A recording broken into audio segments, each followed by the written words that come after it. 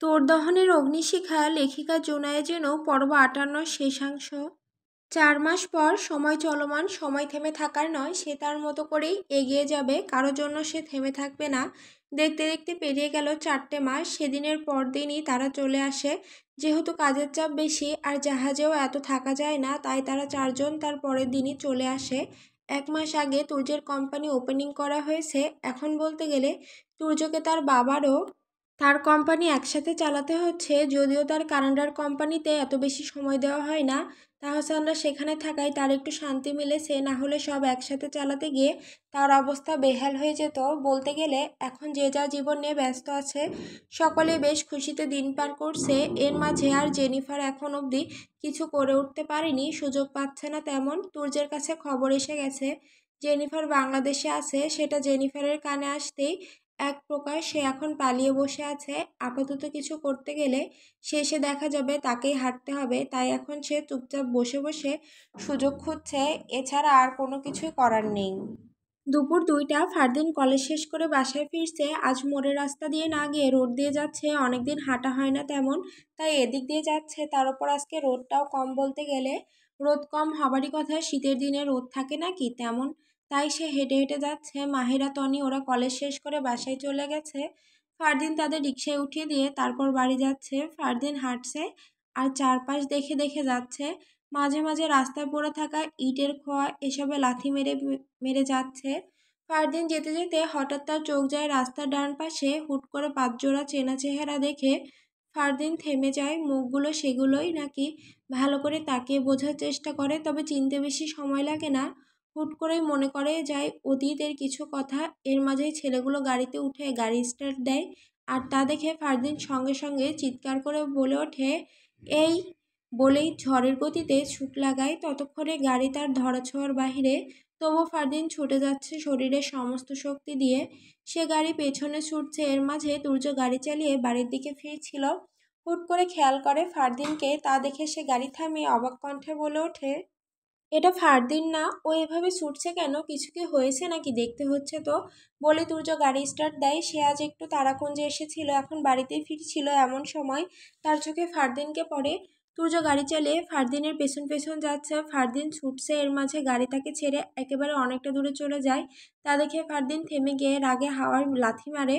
রাগে তার শরীর ফেটে যাচ্ছে। ইচ্ছে করছে নিজেকে শেষ করে দিতে। এত কাছে পেয়েও সে আটকাতে পারল না। এমন সময় তুর্যের গাড়ি এসে তার সামনে থামে। তুর্য গাড়ি থেকে নেমে ফারদিন তাকায় তুর্যের দিকে।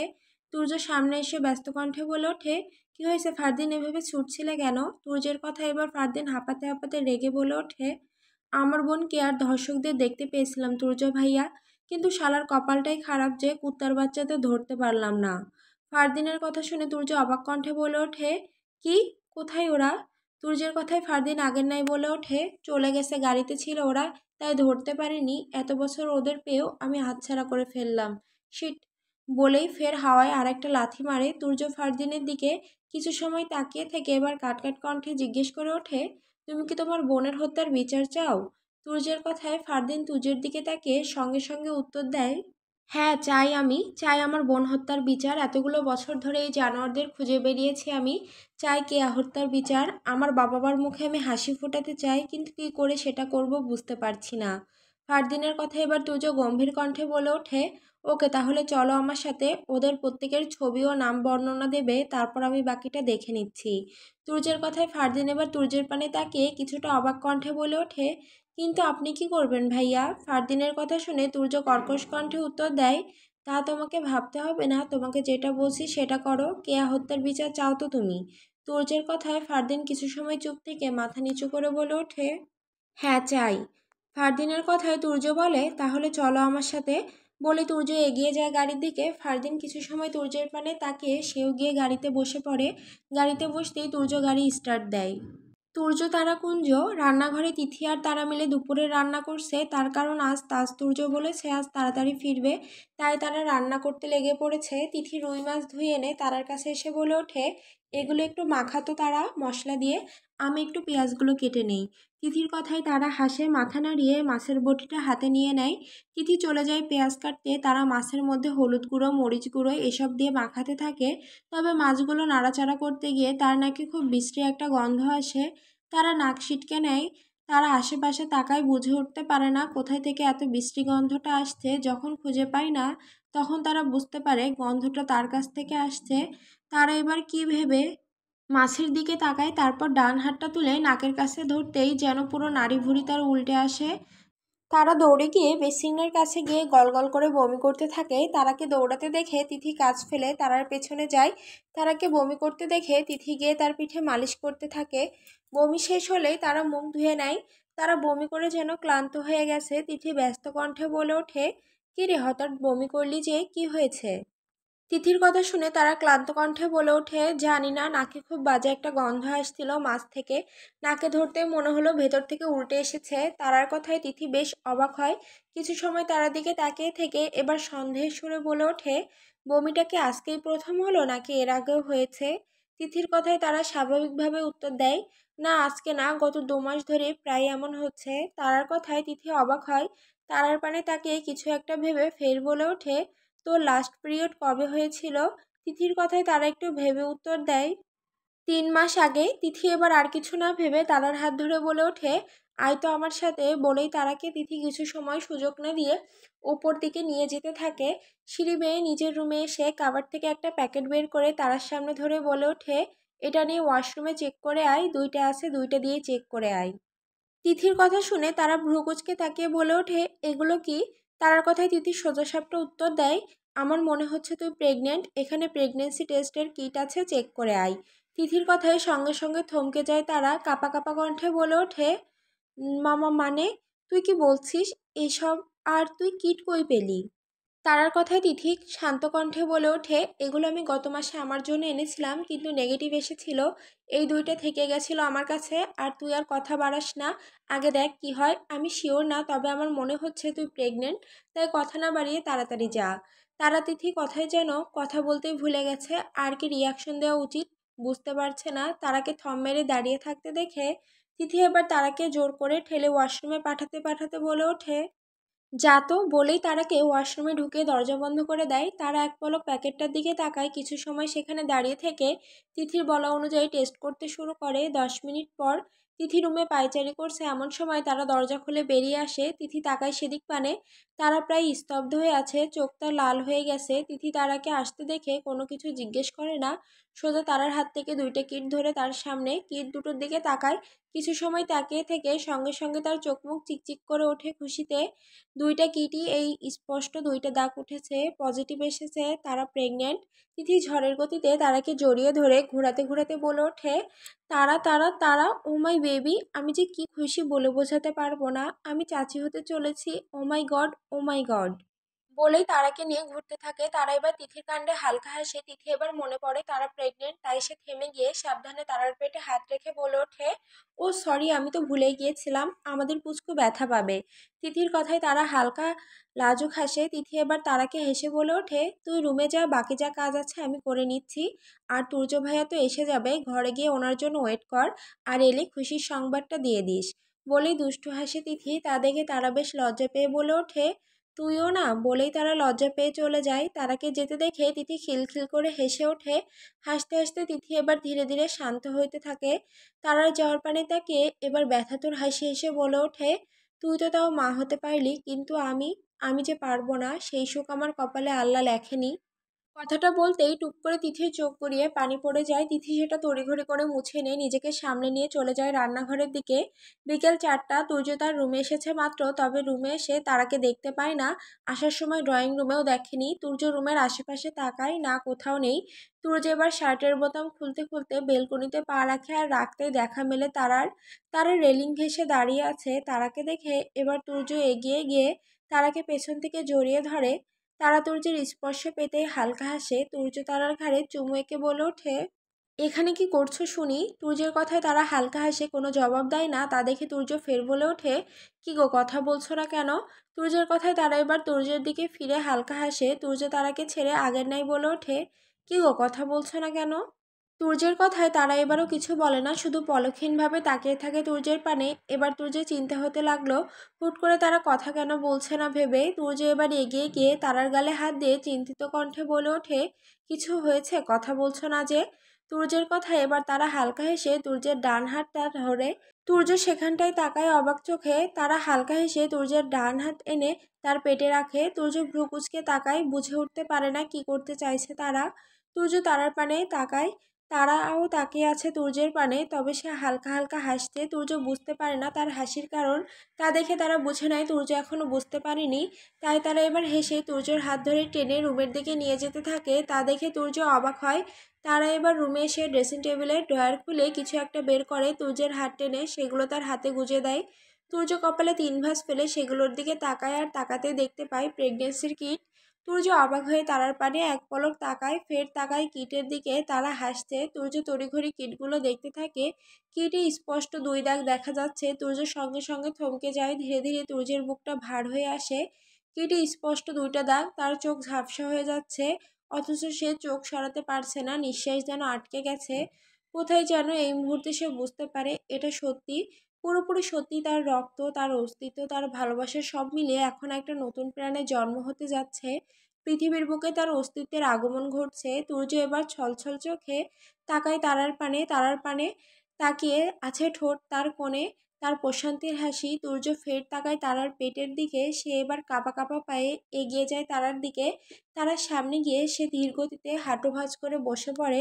তা দেখে তারা তুর্য কাঁপা কাঁপা হাত বাড়িয়ে দেয় তারার পেটের দিকে, জামার ওপর দিয়ে স্পর্শ করে তারার পেট।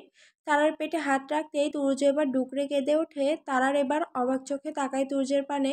তুর্য চোখ তুলে তারার পানে তাকিয়ে আটকে আটকে বলে ওঠে, আমার সন্তান, আমার সন্তান, আমি বাবা হব বলে কাঁদতে থাকে তুর্য। মুহূর্তেই তারা বুঝতে পারে তুর্যের কান্নার কারণ। এই যে খুশির কান্না, ঠিক যেমনটা সে কিট পজিটিভ হওয়ার সময় কেঁদেছিল। এবার তারার চোখে পানি জমে ওঠে। তুর্য এবার এগিয়ে গিয়ে তারার পেটে চুমুতে ভরিয়ে দিতে থাকে। তুর্য কাঁদছে, অথচ তার ঠোঁটে হাসি।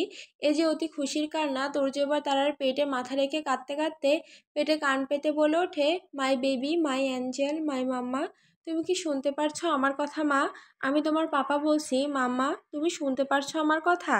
তুর্যের কাণ্ডে এবার তারা হালকা শব্দ করে হেসে ওঠে। তুর্য ফের তারার পেটে চুমু এঁকে চিন্তিত কণ্ঠে বলে ওঠে, মা তুমি কবে আসবে? তোমার খুব কষ্ট হচ্ছে তাই না?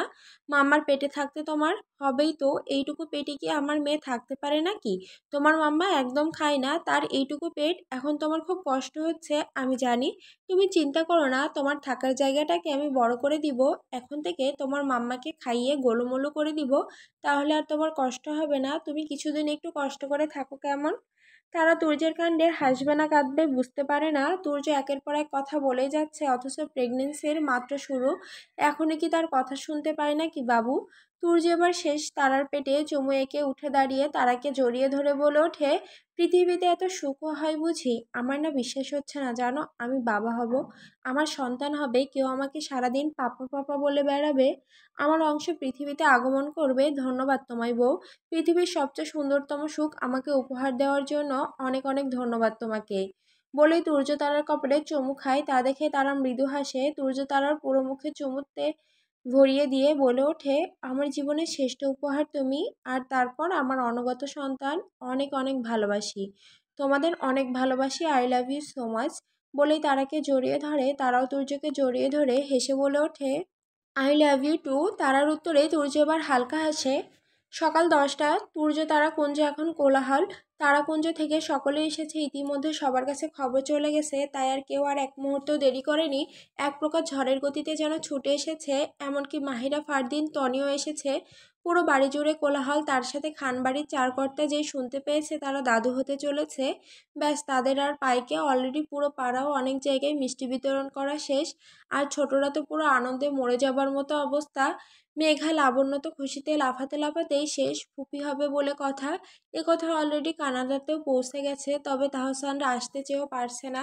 কাজের এত চাপ যে ওখানে সব ফেলে আসতেও পারছে না, তাই নিজেদেরকে অনেক বুঝিয়ে সামনে রেখেছে। চাইলেও তাদের কিছু করার নেই। তারা শুধু দূর থেকে বসে আনন্দটা নিতে পারবে, এছাড়া তো আর কিছু করতে পারবে না। বাড়ির চারকোটরি রান্না করছে আজ এলাহি আয়োজন চলছে বলতে গেলে। সব কিছু আজ তারার পছন্দ হচ্ছে। সকলে যখন যে যার কাজে ব্যস্ত তখন তুর্য তারাকে নিয়ে বাসায় আসে। তারা সকাল সকাল ডাক্তার দেখাতে গিয়েছিল, মাত্র চেক আপ শেষ করে বাড়ি ফিরল। তারাদের বাড়িতে আসতে দেখে সকলে যে যার কাজ ফেলে তাদের দিকে আসে। চারকর্তি সব কাজ ফেলে রান্নাঘর থেকে বেরিয়ে আসে। তুর্য তারাকে সোফায় বসায়। তিথি দৌড়ে গিয়ে একটু ঠান্ডা লেমন জুস করতে চলে যায়। তুর্য ফাইল হাতে সোফায় বসতেই শারমিন বেগম এসে জিজ্ঞেস করে, কী রে, কী বললো ডাক্তার? শারমিন বেগমের কথায় তুর্য হালকা হেসে বলে ওঠে, বলল আপাতত কোনো সমস্যা নেই, বাচ্চা ভালোই আছে, রেজাল্ট এসেছে, তারা 3 মাসের প্রেগনেন্ট, আর বলল যাতে নিয়মিত ওষুধ আর ফল খাবার এসব খেতে। তুর্যের কথায় কর্ত্রীরা একটু নিশ্চিন্ত হয়। তিথি এসে শরবতের গ্লাসটা তারার হাতে দেয়। তারা তা দেখে তিথির পানে তাকিয়ে হালকা হেসে গ্লাসটা হাতে নেয়। তুর্য এক পলক তারার পানে তাকায়। তারা শরবত খাচ্ছে। আজমিরা বেগম আর পিয়ন্তি বেগম এসে বসে তারার পাশে, আর এটা ওটা বুঝ দিতে থাকে প্রেগনেন্সির সময় কি হয় না হয়, কিভাবে কি করা লাগে, কি খেতে হয়, কি করতে হয়, সমস্ত কিছু। আর তারাও সেটা খুব মন দিয়ে শুনছে, এমনভাবে হয়তো সে কোনোদিন ক্লাসের লেকচারটাও মন দিয়ে শোনেনি, তবে আজ শুনছে মন দিয়ে।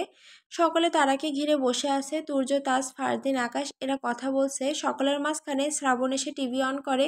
টিভি অন করে গিয়ে দৌড়ে বসে পড়ে সোফায়। এমন সময় টিভিটা ওপেন হতেই নিউজ করা হয় 5 থেকে প্রায় 6 জন ছেলের মৃত্যু। সকালে সেদিক পানে ফিরে তাকায়। ফারদিন টিভিতে তাকাতেই তার চোখ আটকে যায়। নিউজ চ্যানেলের মাঝে ছেলেগুলোর চেহারা দেখাচ্ছে। শ্রাবণ চ্যানেল চেঞ্জ করতে গেলে তৎক্ষণাৎ ফারদিন তাকে বাধা দিয়ে বলে ওঠে, কাটিস না, কাটিস না, রাগ।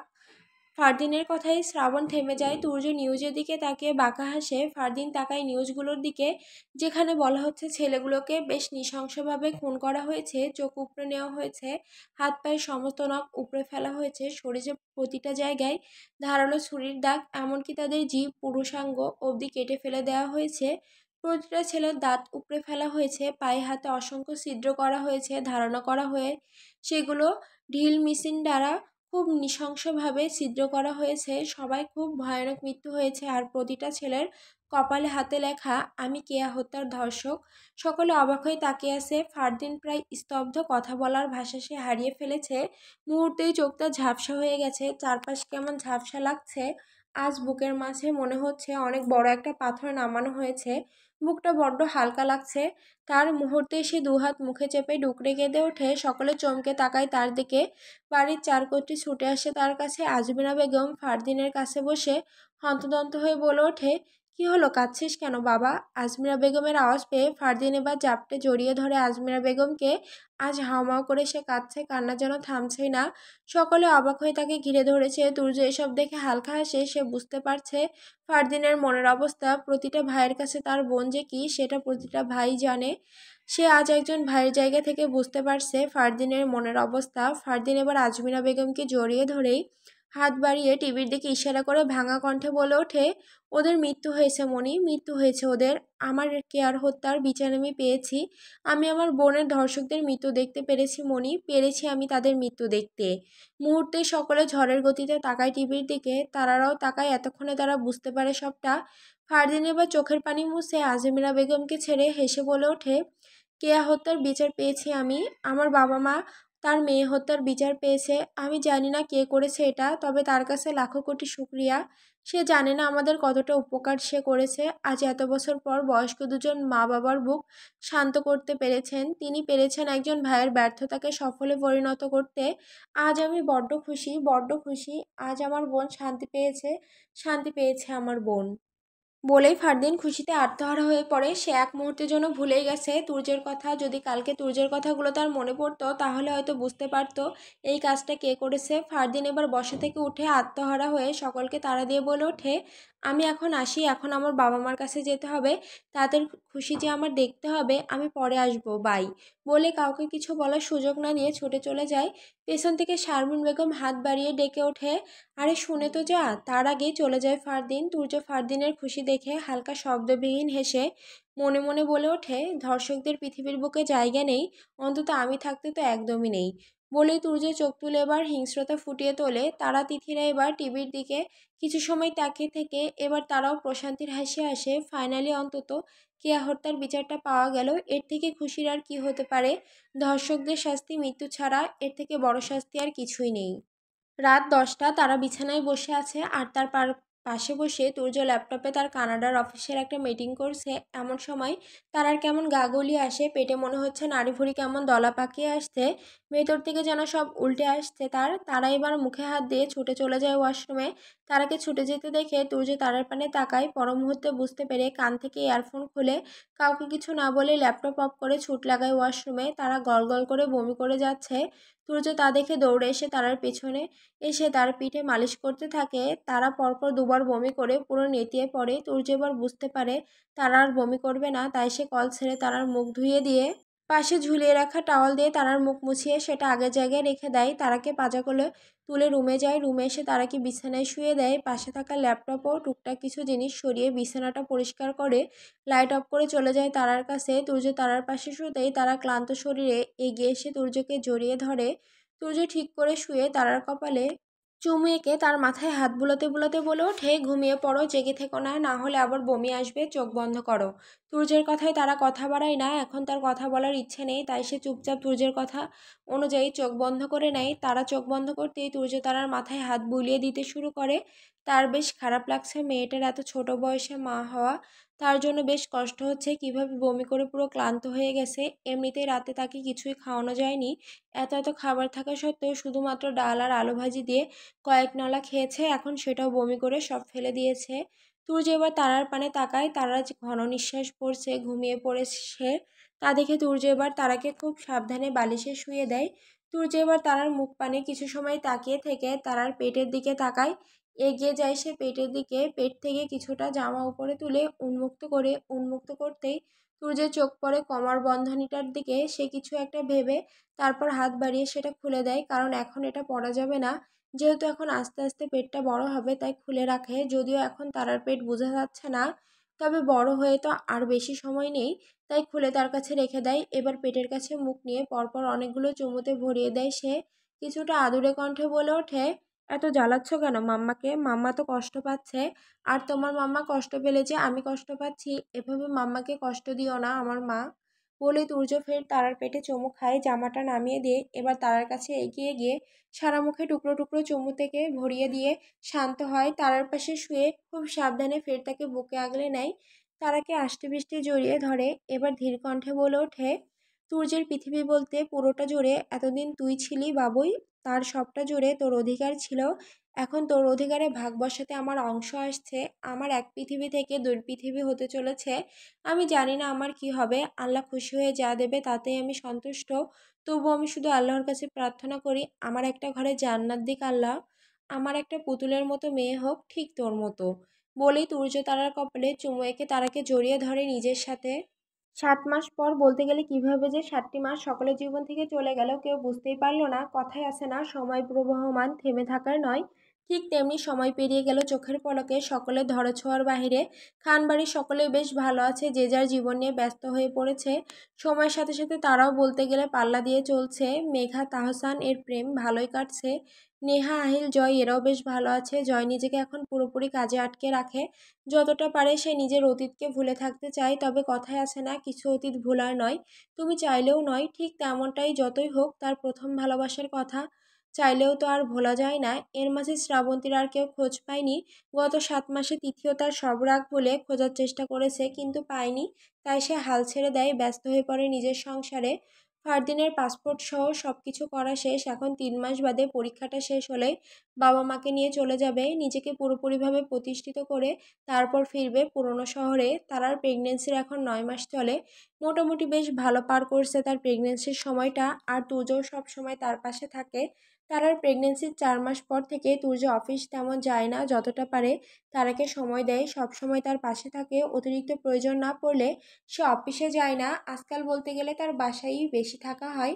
সকাল 7টা তুর্য রেডি হচ্ছে। আজ তুর্য একটু অফিসে যাবে, তাকে বলতে গেলে যেতেই হবে, না হলে হবে না। তাই তুর্য তারা তিথিকে নিয়ে তারাকুঞ্জে এসে পড়ছে আজ, যাতে তারা বাসায় তারার কোনো সমস্যা না হয়। আর তিথি বেচারি এমনিতেই সারাটা সময় তারার সাথে সাথে থাকে, তাই চাইছে না তিথিকে এত বেশি প্রেশার দিতে। তিথি, তারা, তার সহ চারজনই এসে পড়েছে তারাকুঞ্জে। এই বাড়িতে তারাকে তার চার মার কাছে রেখে গেলে সে একটু নিশ্চিন্ত হতে পারবে, তাই এসে পড়েছে। তুর্য যখন রেডি হচ্ছিল এমন সময় তারা রুমে আসে। সে মেঘার রুমে ছিল এতক্ষণ, এই সবেমাত্র এলো। তারাকে আসতে দেখে তুর্য তাকায়। তারার শরীর অনেকটা ভারী হয়ে গেছে, 9 মাসে পুরো বড় হয়ে গেছে পেট। প্রেগনেন্সির কারণে বেশ গোলুমোলু হয়েছে সে। তুর্য এখন তারাকে দেখে বড্ড আদর আদর লাগে। তুর্য এবার এগিয়ে গিয়ে হালকা হেসে তারার কপালে উষ্ণ ঠোঁটে ছোঁয়া দেয়।